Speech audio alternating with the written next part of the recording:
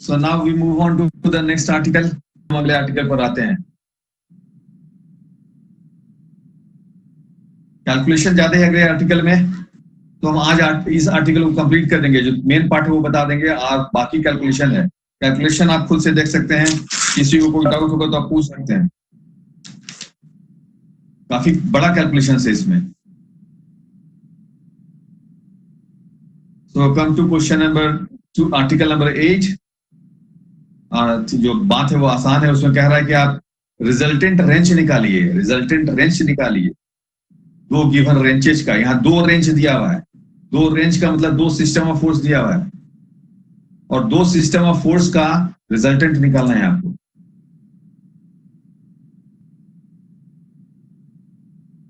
तो यहाँ फिगर बना हुआ है, आप देख सकते हैं। हम आपको यहाँ बता रहे हैं, आपको दो रेंज दिया हुआ है। तो शुरुआत कहां से करते हैं? एक रेंज AB कॉलम में काम कर रहा है, एक रेंज CD कॉलम में काम कर रहा है। AB और CD आप ध्यान रखिएगा, AB और CD जो है वो वर्टिकल से नहीं ये कर रहा है। जो लाइन AC जो लाइन है, जो AC जो लाइन है उसमें अगर आप पिछले आर्टिकल से बताएं, AC के परपेंडिकुलर प्लेन लेंगे, उस पर ही है AB और उसी पर है CD। उसी पर AB और CD है। तो AB and CD are two wrenches. Wrench करने का मतलब सिस्टम ऑफ फोर्स। दो सिस्टम ऑफ फोर्स का रिजल्टेंट सिस्टम फोर्स निकालना है यहाँ पर। सिस्टम फोर्स की जगह यहाँ रेंज कह रहे हैं, तो दो रेंज का एक रिजल्टेंट रेंज निकाल। पहला रेंज है R1K1। जैसे ही हम R1K1 कहेंगे तो आप समझ गए रेंज का मतलब क्या हो गया। सिस्टम फोर्सेस एक तरह से। तो एक रेंज है जिसका एक्सिस चूंकि AB है तो AB सेंट्रल एक्सिस है, पहले रेंज का सेंट्रल एक्सिस है और R1K1 है रेंज। और दूसरा है CD, उसका रेंज है R2K2। अब हम मान लेते हैं, अब हम क्या मान लेते हैं कि जो रिजल्टेंट रेंज है, शुरुआत में आप AB और CD के अलॉन्ग में दो रेंज लिए थे। यहाँ उल्टा है, यहाँ AB और CD के अलॉन्ग में दो रिजल्टेंट रेंज लिए थे, R1K1 और R2K2। और यहाँ मान के चल रहे हैं फिगर में अब हम कि इसका रिजल्टेंट जो है O पॉइंट पे एक्ट कर रहा है, OZ के डायरेक्शन में एक्ट कर रहा है, OZ के डायरेक्शन में एक्ट कर रहा है, ये मान के चल रहे। और मान लिए कि जो रिजल्टेंट है रेंज जो है, रिजल्टेंट रेंज, ये दो रेंज का जो रिजल्टेंट रेंज है वो RK है। R मतलब फोर्स, के मतलब कपल। और यहाँ पर ये भी माना हुआ है कि पहला वाला जो रेंज है वो OZ से अल्फा एंगल बना रहा है और निश्चित रूप से दूसरे वाले से जो एंगल बनाएगा वो थीटा माइनस अल्फा होगा।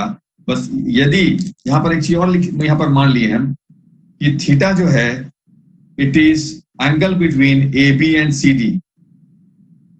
जो दो फोर्सेस है, जो दो रेंज है, जो दो रेंज है AB और CD, AB और CD के बीच का एंगल है थीटा। लिखा हुआ भी पढ़ देंगे, अभी बोल रहे हैं। AB और CD जो दो रेंज का सेंट्रल एक्सिस है, दो रेंज का अलग अलग सेंट्रल एक्सिस होगा, उसके बीच का एंगल थीटा है। तो पहला रेंज जो है वो अल्फा एंगल बना रहा है, तो निश्चित रूप से पहला जो रेंज है वो OZ से अगर अल्फा एंगल बनाएगा तो दूसरे वाले से कितना बनाएगा? थीटा माइनस अल्फा, क्योंकि दोनों के बीच का एंगल तो थीटा है। ठीक है, जैसे एक्स एक्सिस और वाई एक्सिस ले लीजिए। अगर कोई लाइन एक्स एक्सिस अल्फा बना रहा है तो वाई एक्सिस से क्या बताते हैं? 90 माइनस अल्फा। क्यों? क्योंकि दोनों एक्सिस के बीच में एंगल 90 माइनस अल्फा है।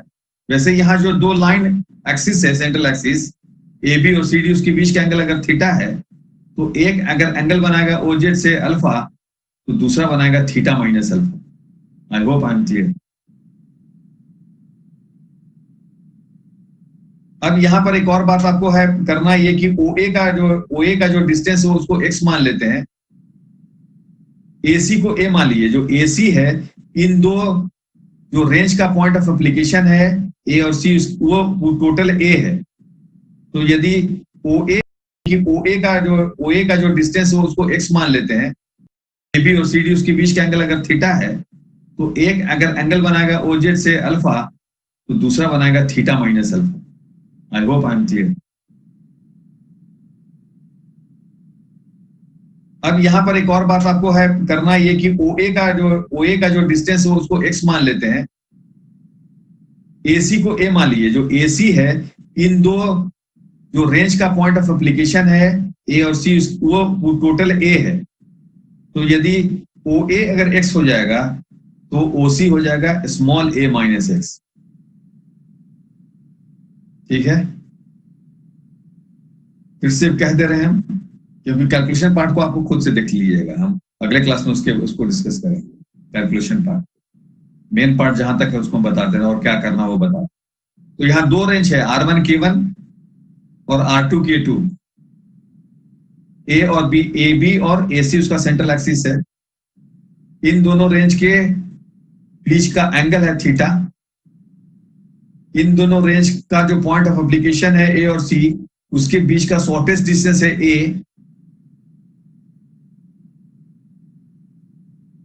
मान लेते हैं कि रिजल्टेंट जो रेंज है, इन दोनों रेंज का रिजल्टेंट रेंज है वो OZ के डायरेक्शन में काम कर रहा है, कि R।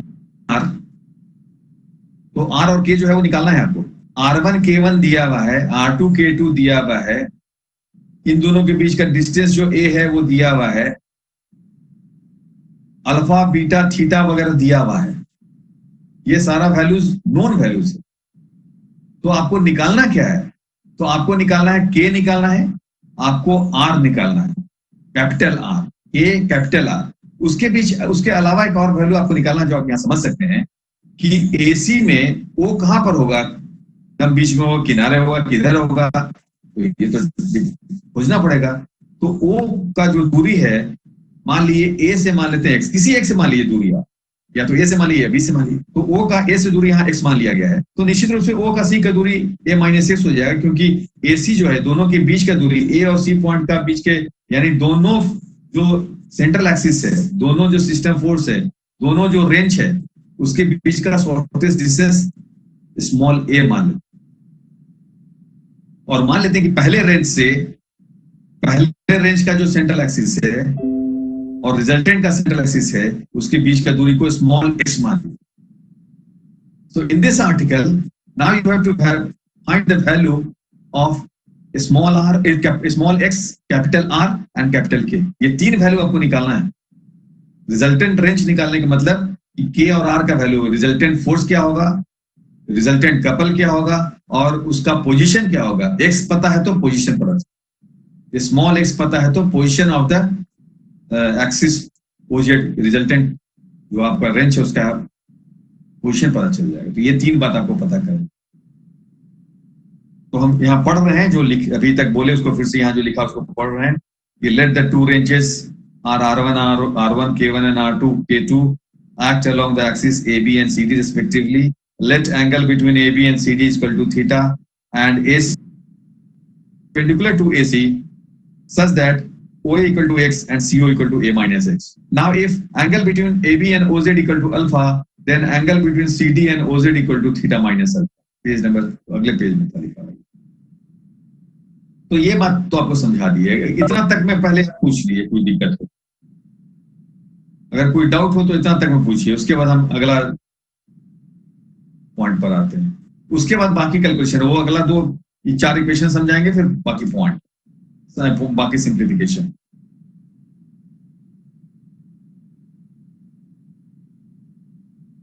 तो मान के चलते हैं कि आप लोगों को कोई दिक्कत नहीं है। यहां पिछले वाले से थोड़ा अलग है। पिछले वाले में जो था वो अलग था। पिछले वाले में किसी फोर्स को हम फोर्स दिया हुआ था, पिछले वाला जो आर्टिकल था, और उसका दो फोर्स R1 R2 में रिजॉल्व करना था, प्रूफ करना था कि दो फोर्स में हम उसको रिड्यूस कर सकते हैं। यहाँ दूसरा है, यहाँ दो रेंज दिया हुआ, रिजल्टेंट रेंज निकालना। तो देखिए अगले पेज में जो है, अगले पेज में लिखा हुआ है आर्टिकल 8 का अगला page, resolving forces along and perpendicular to OZ, जैसे पिछले बार काम किया। तो रिजल्टेंट जो है वो, रिजल्टेंट R जो है किसके बराबर होगा, R मतलब OZ के डायरेक्शन में जो टोटल फोर्स है उसके बराबर हो। तो हम क्या करेंगे, R1 का और R2 का रिजॉल्व पार्ट अलोंग OZ निकालेंगे। R1 जो है OZ से अल्फा एंगल बनाता है, तो उसका रिजॉल्व पार्ट क्या हो जाएगा R1 का, R1 cos अल्फा। और R2 जो है वो OZ से थीटा माइनस अल्फा एंगल बनाता है। तो R2 का रिजॉल्व पार्ट क्या हो जाएगा, R2 into cos theta minus alpha, क्योंकि OZ से R2 बनाता है थीटा माइनस अल्फा, इसलिए उसका रिजॉल्व पार्ट हो जाएगा R2 into cos theta minus alpha. यानी R का वैल्यू क्या हो जाएगा, R1 cos alpha plus R2 into cos theta minus alpha, and this is equation number 1। अब इसी का अगर हम OZ के परपेंडिकुलर डायरेक्शन में लेंगे, यानी कॉस जहां है वहां साइन हो जाएगा, बस इतना ही अंतर पड़ेगा, जहां कॉस है वहां साइन हो जाएगा। तो एक हो जाएगा R1 कॉस अल्फा था वर्टिकल वाला OZ का डायरेक्शन वाला, तो उसके परपेंडिकुलर वाला हो जाएगा R1 साइन अल्फा, और R2 cos theta minus alpha है तो उसके परपेंडिकुलर के डायरेक्शन में कंपोनेंट हो जाएगा R2 sine theta minus alpha. लेकिन एक अंतर होगा कि जहां वर्टिकल वाला दोनों एक ही डायरेक्शन में है, यहां पर जो दो फोर्सेस है R1 साइन अल्फा और R2 sine theta minus alpha, ये एक दूसरे के अपोजिट है, जैसे पिछले वाला आर्टिकल में भी, तो एक को प्लस और दूसरे को माइनस लिखेंगे। और R का जो कैपिटल R है उसका कंपोनेंट परपेंडिकुलर के डायरेक्शन में 0 होगा, यानी R1 साइन अल्फा और minus R2 sine theta minus alpha का सम 0 हो जाएगा। यानी इक्वेशन नंबर 2 लिखा हुआ है 0 बराबर R1 sine alpha minus R2 sine theta minus alpha. This is equation number 2। ठीक है, समझ में आया? डाउट हो तो पूछते चले जाइए, उसी समय पूछिए तो ज्यादा अच्छा रहेगा। तो ये इक्वेशन नंबर 1 और 2 जो है आप समझ गए। फिर इक्वेशन नंबर 3 और 4 पर आते हैं। इक्वेशन नंबर 3 और 4 पर आते हैं। अब क्या कहते हैं, जैसे फोर्स का कंपोनेंट लिया अलोंग OZ और परपेंडिकुलर टू OZ, अब हम फोर्स का नहीं लेंगे, किसका कंपोनेंट लेंगे, अब हम कंपोनेंट लेंगे उसके परपेंडिकुलर डायरेक्शन में, मोमेंट लेंगे अब हम। ठीक है, टेकिंग द मोमेंट लेंगे, यानी कपल जो है उसका कंपोनेंट्स लेंगे। फोर्स का लिए थे, मोमेंट का लेंगे। OZ के डायरेक्शन में जो कपल है वो तो उसका मैग्नीट्यूड K है, तो K किसके बराबर होगा, हम OZ का लॉन्ग में रिजॉल्व कर रहे हैं। किसको रिजॉल्व कर रहे हैं, K1 और K2 को। तो K1 का जो होगा डायरेक्शन K1 का, तो K1 का कंपोनेंट क्या होगा, K1 का कंपोनेंट होगा K1 इंटू कॉस अल्फा, दूसरा होगा K2 into cos theta minus alpha. हम OZ का डायरेक्शन का बात कर रहे हैं, OZ का डायरेक्शन का बात कर रहे हैं। ठीक है, ये 2 हो गया। उसके अलावा जो कपल बनाने में यहाँ पर और जो काम आएगा वो एक और बात है। यहाँ जो फोर्सेस है R1 साइन अल्फा, देखिए फोर्स क्या है, R1 साइन अल्फा भी एक फोर्स है। तो R1 साइन अल्फा जो है, तो R1 साइन अल्फा OZ का डायरेक्शन का बात कर रहे हैं। यहाँ पर तीसरा नंबर पे देखिए R1 साइन अल्फा भी एक फोर्स है। तो R1 साइन अल्फा जो है उसका दूरी जो है OZ से कितना है, x है। तो R1 sine alpha into x, क्योंकि जो मोमेंट होता है कपल का वो होता है फोर्स इंटू डिस्टेंस। तो यहाँ फोर्स है R1 साइन अल्फा और डिस्टेंस है x, लिखा हुआ है x into R1 sine alpha. x मतलब डिस्टेंस और R1 साइन अल्फा फोर्स। दूसरा उसके अलावा एक और फोर्स है R2 sine theta minus alpha. R2 sine theta minus alpha वो फोर्स है और डिस्टेंस है a माइनस एक्स। आप यहां पर पूछ सकते हैं कि R1 कॉस अल्फा जो है, R1 कॉस अल्फा जो है उसका कहां होगा। तो R1 कॉस अल्फा जो है वो चूंकि उसी डायरेक्शन में काम कर रहा है, यानी O से पास हो रहा है। R1 कॉस अल्फा चूंकि R से पास, उस पॉइंट से पास हो रहा है, OZ से पास कर रहा है, इसलिए जो डिस्टेंस है वो 0 हो जाएगा। इसलिए यहाँ पर 4 फोर्स लेंगे। K1 K2 का कंपोनेंट का लिए, K1 का कंपोनेंट होगा K1 cos अल्फा, K2 का कंपोनेंट होगा K2 into cos theta minus alpha. हम OZ के डायरेक्शन की बात कर रहे हैं। और फिर R1 sin अल्फा जो फोर्स है उसका होगा R1 sin alpha into x, और R2 sin theta minus alpha उसका कंपोनेंट, तो R2 sin theta minus alpha into a minus x। ये हो गया इक्वेशन नंबर 3। आपको इसमें बता दें, आप किसी को कोई डाउट हो कि R1 cos अल्फा का कहा नहीं इसमें आ रहा है, तो आप R1 cos अल्फा को अगर आप देखेंगे तो R1 cos अल्फा का शॉर्टेस्ट डिस्टेंस जो होगा OZ से वो तो 0 हो जाएगा, इसलिए वो नहीं दिया। क्लियर है? अब इसी का कंपोनेंट हम OZ के परपेंडिकुलर डायरेक्शन में लेते हैं। तो OZ के परपेंडिकुलर डायरेक्शन लेते हैं तो OZ के परपेंडिकुलर डायरेक्शन में जो कंपोनेंट है उसका वैल्यू तो 0 हो जाएगा, जो रिजल्टेंट है उसका परपेंडिकुलर के डायरेक्शन में 0 हो जाएगा। तो इक्वेशन नंबर 4 जो लिखा उसको हम पढ़ रहे हैं, तो 0 हो गया लेफ्ट साइड में। राइट हैंड साइड में जैसे इक्वेशन 3 में K1 cos अल्फा है, यहाँ K1 sin अल्फा हो जाएगा। ऊपर में K2 cos theta minus alpha है, यहाँ पर K2 sin theta minus alpha हो जाएगा। और साइन भी बदल जाएगा, क्योंकि साइन इसलिए बदल जाएगा कि एक अगर क्लॉकवाइज में होगा तो दूसरा, पहले हम इक्वेशन नंबर 4 पढ़ रहे हैं। आप एक बार इक्वेशन नंबर 3 को पहले समझ लीजिए, फिर हम इक्वेशन 4 पे आएंगे। इक्वेशन नंबर 3 को समझिए, क्योंकि यहाँ एक कर देंगे तो बात 90% बात हो जाएगा। बाकी कैलकुलेशन है जो आसान है, क्योंकि आपको भेज दिए तो आप खुद से भी देख सकते हैं, उसके आगे हमको समझाने का जरूरत नहीं रहेगा। तो हम ये 3-4 के बाद आज का कंप्लीट करने की आज का क्लास ये होगा, एंड होगा। इक्वेशन नंबर 3 देखिए, लेफ्ट साइड में K लिखा हुआ है। K का मतलब क्या? OZ के डायरेक्शन में OZ का कंपोनेंट। तो OZ का डायरेक्शन में OZ का कंपोनेंट K होगा, और OZ के परपेंडिकुलर क्या होगा? 0। तो इक्वेशन नंबर 3 का लेफ्ट साइड K है, इक्वेशन नंबर 4 का लेफ्ट साइड 0। अब आप देखिए इक्वेशन नंबर 3 को बोल रहे हैं, पहले इक्वेशन 3 का को सुन लीजिए।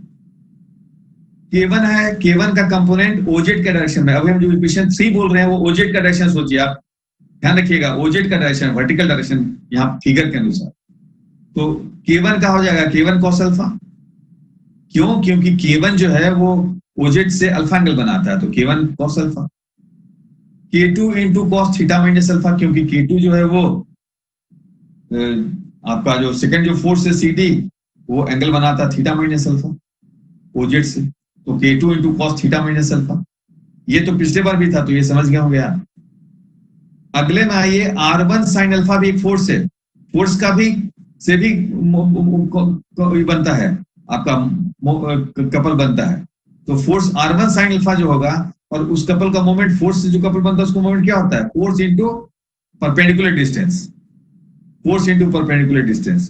तो R1 sin अल्फा जो है वो क्या है? R1 sin अल्फा है, वो OZ से उसका जो दूरी है AE का और OZ के बीच का जो डिस्टेंस वो x है। तो R1 sin अल्फा का जो मोमेंट होगा वो हो जाएगा R1 sin alpha into x, उसी को लिखा है x into R1 sin alpha.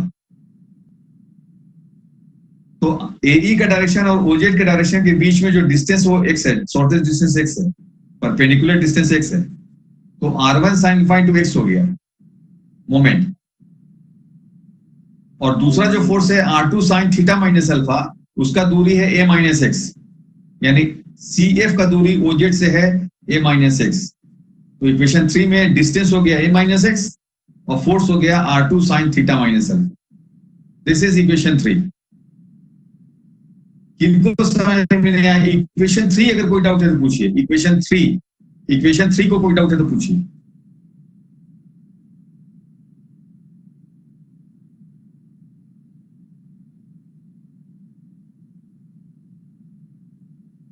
So come to equation number 4 then, and come to equation number 4. Equation 4 का रिजॉल्व किसमें, किसके लॉ में किया याद रखिए। इक्वेशन नंबर 4 को हम रिजॉल्व किए हैं OZ के परपेंडिकुलर डायरेक्शन में, याद रखिएगा OZ के परपेंडिकुलर डायरेक्शन में रिजॉल्व कर रहे हैं।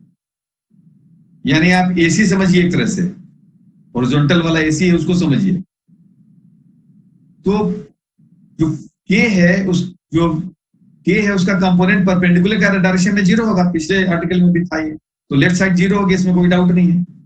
अब देखिए यहाँ पर जो कंपोनेंट है K1 जो है K1, तो K1 का हम किसके डायरेक्शन में ले रहे हैं? CA के डायरेक्शन में, CO के डायरेक्शन में, या CA के डायरेक्शन में, या OZ के परपेंडिकुलर डायरेक्शन में, जो भी बोलिए। तो पिछला वाला में इक्वेशन 3 में जो ऊपर में देखिए इक्वेशन 3 में 4 लिखा हुआ है, ऊपर में K1 cos अल्फा है तो यहाँ K1 sin अल्फा हो जाए। ऊपर में K2 cos theta minus alpha है तो यहाँ K2 sin theta minus alpha हो गया। एक प्लस हुआ तो दूसरा माइनस हो जाएगा। क्यों? क्योंकि कंपोनेंट में एक क्लॉकवाइज घूमेगा तो दूसरा एंटी क्लॉकवाइज घूमेगा। फोर्स में भी आपको समझा था ये बात। उसके बाद ऊपर में फोर्स देखिए लिखा हुआ है इक्वेशन 3 और 4 में, R1 sin अल्फा है, यहाँ R1 cos अल्फा है, डिस्टेंस वही x है, तो -x यहाँ प्लस की जगह माइनस लिखे, कारण आपको बता दिए। और R2 sin theta minus alpha की जगह R2 cos theta minus alpha लिए, और डिस्टेंस a माइनस x।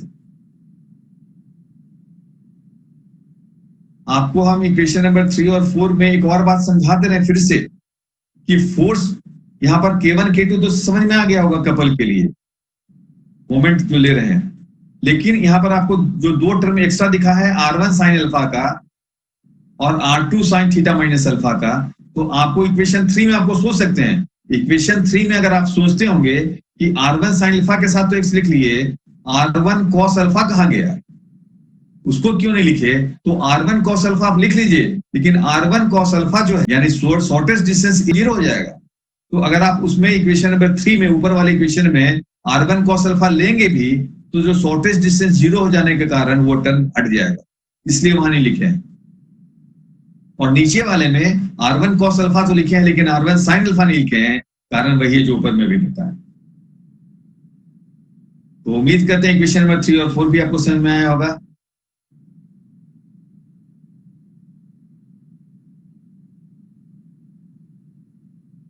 अगर कोई दिक्कत नहीं है तो अब थोड़ा सा आगे बढ़ते हैं, जो लिखा हुआ उसको थोड़ा सा जितना 5-10 मिनट उसको समझाने की कोशिश करते हैं। थोड़ा क्लास लंबा होगा, लेकिन हमको लगता है कोई दिक्कत नहीं है, क्योंकि आर्टिकल है तो थोड़ा टाइम टेकिंग तो रहेगा, और खासकर दूर बैठे समझाना जरा मुश्किल होता है।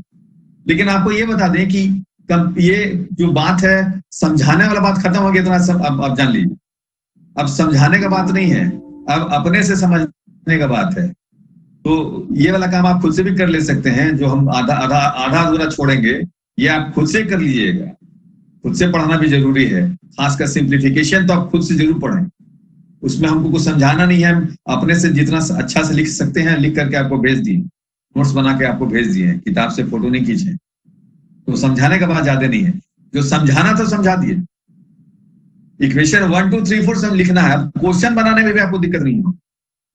हम अगले क्लास में क्वेश्चन बनाने बताने की कोशिश करेंगे, अगला क्लास ट्यूसडे को होगा। तो खैर थोड़ा सा इसमें आगे बढ़ जाए, फिर लास्ट क्लास के बारे में बताते हैं। इक्वेशन नंबर 1 और 2 को, इक्वेशन नंबर 1 और 2 को स्क्वायर करके ऐड कीजिए, उसी पेज में लिखा है इक्वेशन 1 और 2 स्क्वायर करके ऐड कीजिएगा, लिखा हुआ है वहां कैलकुलेशन। तो फाइनली बॉक्स में जो लिखा उसको हम पढ़ रहे हैं, आर स्क्वायर का वैल्यू होगा R1 square plus R2 square plus 2 R1 R2 into cos theta. Equation number 5 है। इससे आपको 3 वैल्यू जो निकालना था, R, कैपिटल K और X, तो एक वैल्यू R निकल गया।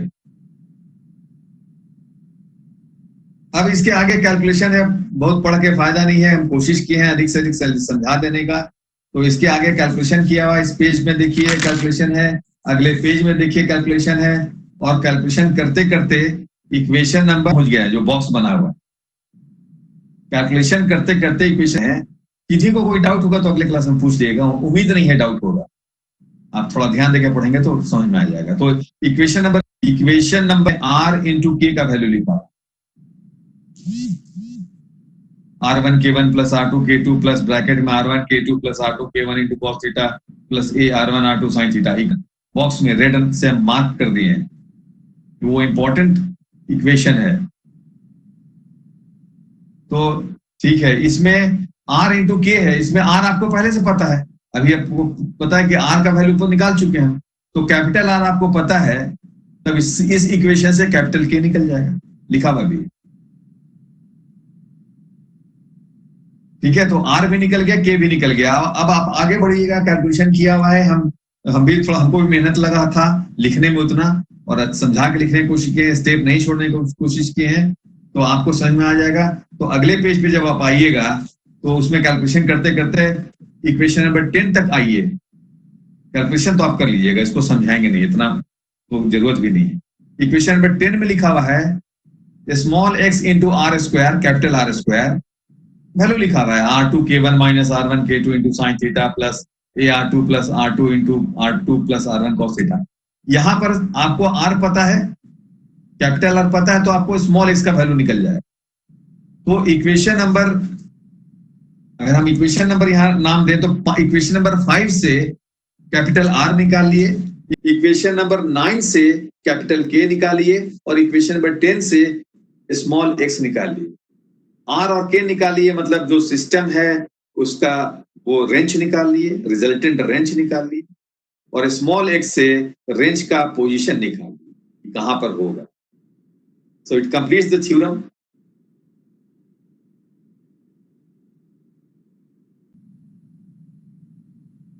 एक कोरोलरी है इसमें, आपको क्वेश्चन अलग फॉर्म में पूछा जा सकता है, इसके आगे आप देखिएगा, जरा जरा देख लीजिए। कोरोलरी में लिखा है to find the resultant wrench of the two given forces R1 and R2 inclined at an angle। ये कोरोलरी एक खास कोरोलरी है। अभी जो बताए हैं कोरोलरी में क्या किया है, जो कोरोलरी लिखा उसको जरा ध्यान दीजिए। उम्मीद है आप कोरोलरी जो है वो पढ़ लिए होंगे कि to find the resultant wrench of two given forces R1 and R2 inclined at an angle theta. इसमें कुछ नहीं करना, एक लाइन से बता रहे हैं, सिर्फ एक लाइन की बात है। यहां पर रेंज जो है वो R1 K1 और R2 K2 नहीं दिया हुआ। यहां पर जो सिस्टम ऑफ फोर्सेस है वो R1 K1 और R2 K2 नहीं दिया हुआ है। यहां रेंज में कह रहा है कि रेंज जो है सिंगल फोर्स वाला रेंज, यानी रेंज में K1 और K2 नहीं है, मतलब K1 बराबर 0 और K2 बराबर 0 है। इसलिए कोरोलरी है कि ये जो मेन आर्टिकल है, जो मेन थ्योरम है, उसमें K1 का वैल्यू 0 पुट कर दिए और K2 का वैल्यू 0 पुट कर दिए, और बाकी आप वैल्यू कैपिटल R का, कैपिटल K का और स्मॉल एक्स का निकाल लिए तो ही आंसर होगा। तो ये आसान कर दिया आपके क्वेश्चन को। यहां पर कह रहा है कि अगर दो रिजल्टेंट फोर्स है R1 और R2, दो रिजल्टेंट फोर्स है R1 और R2, तो रिजल्टेंट रेंज क्या होगा। तो आप यहाँ पर ध्यान दिएगा, दो रिजल्टेंट फोर्स जो है उसका डायरेक्शन अलग अलग हो सकता है, पैरेलल नहीं है। नहीं तो आपके ध्यान में ये नहीं आया कि दो फोर्सेस है R1 और R2, तो दोनों का रिजल्टेंट तो R1 प्लस R2, ऐसा नहीं। दोनों पॉइंट अलग अलग पॉइंट पे भी एक्ट कर रहा है, दोनों का डायरेक्शन भी अलग है।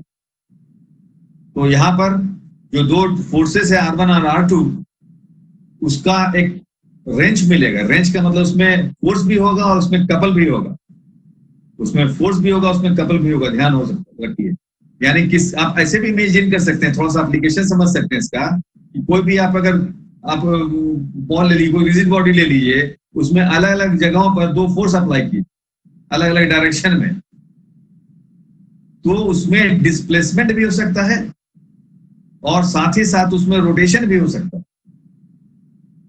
तो यहां पर भी वही है कि जो दो फोर्सेस R1 और R2 चूंकि आर्बिट्री है, टू फोर्सेस आर आर्बिट्री, तो दो फोर्स R1 और R2 जो है उससे हमको रोटेशन भी होगा, डिस्प्लेसमेंट भी होगा। कहने का मतलब है कि उसमें R भी मिलेगा और K भी मिलेगा।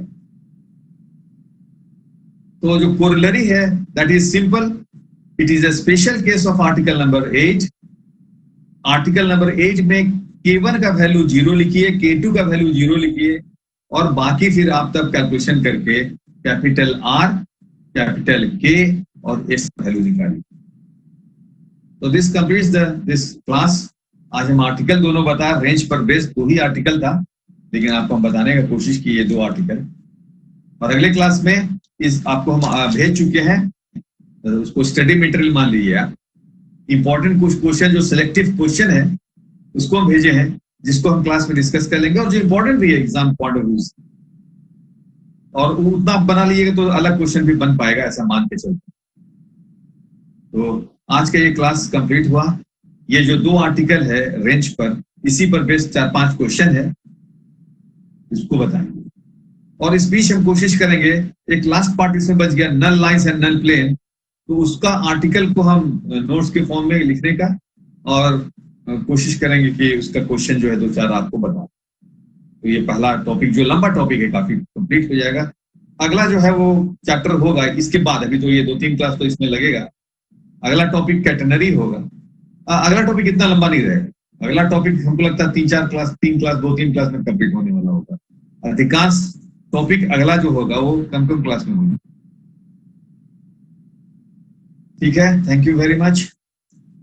आज का क्लास कंप्लीट करते हैं। Okay then, thank you.